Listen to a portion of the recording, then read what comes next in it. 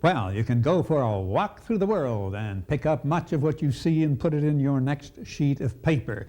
These are called inclusions. They are things other than the cellulose fiber which makes up the sheet. Let's take a look at some of the things that we can use. If you go for a walk, you may find a fern. You may find some violets. Pick them up. They dry before you get them in the sheet. Here are some variety of petals and what have you. This is some of our scrubbed corn husk special pulp sold by Greg Markham Incorporated. You can even pick up some amazing labels from a food can. That has a marvelous ink and does great things. And look at this wrapping paper. That will do great things. Here again, back to nature. This is cattail, not the kind that says meow, but the plant.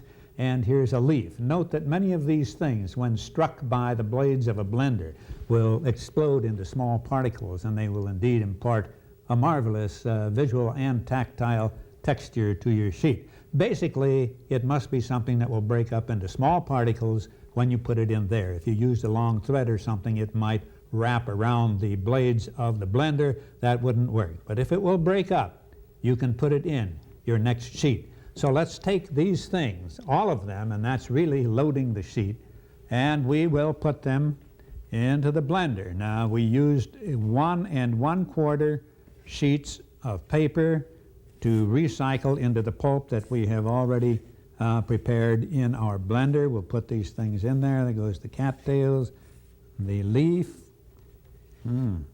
Wants to stay on there. And let's put in the label also, and the glitter will come from that, and there we are. Now we're going to turn on the blender, and here, if you run it long, you'll break it up into very small particles. If you run it less long, you will have bigger particles, so you can vary that. Now let's take that and pour that into our Paper Mill Pro mold that we have here. It makes an 8.5 by 11 sheet. And you can probably get a little bit of a look at almost what your sheet is going to be like just by looking at that. But we're not done yet. Now, you could make that sheet, and it would be very beautiful indeed.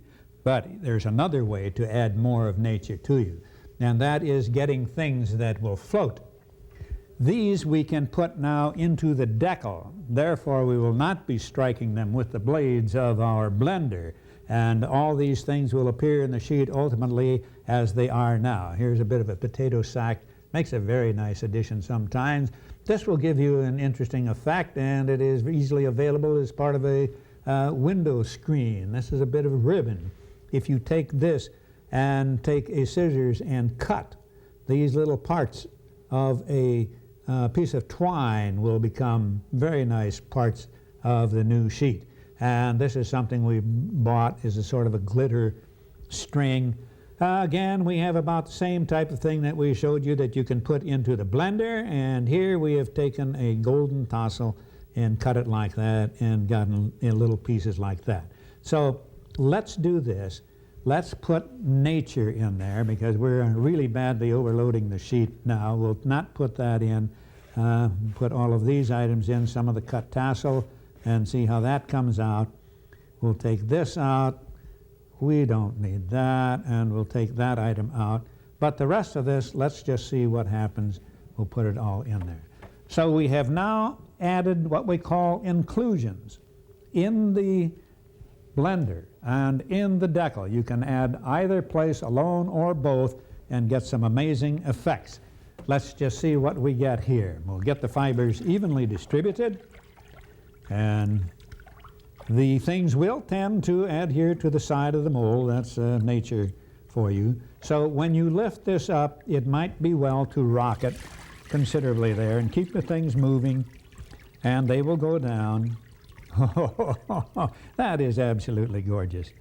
So your walk can end in an exceedingly beautiful sheet of paper. How do you like that? And let's just take it apart here so you can get a better look at it. We'll do that. Move it over here. Unlatch this and this. And there is a quite amazing sheet indeed. Now, we could go through the regular steps that we have to finish it, couching it off of there, drying it, pressing it and ultimately drying it with the iron. If we did that, we would get sheets something like this. Here's one that had things added both in the blender and in the decal. Look at that. This is a parade of nature captured in handmade paper. And here's an amazing collection of nature caught forever in that sheet. And you can do the same thing with the paper mill, the smaller format, and get all kinds of different effects. You can probably guess which of these were added in the blender and which were added in the decal. And just to give you an idea of what the world is like walking down a street and what you can do with your imagination really runs wild, here is my favorite. A little bit of everything, all caught in one sheet of paper. This is, again, a technique that will truly challenge your imagination. It is called inclusions, adding items in the decal and in the blender.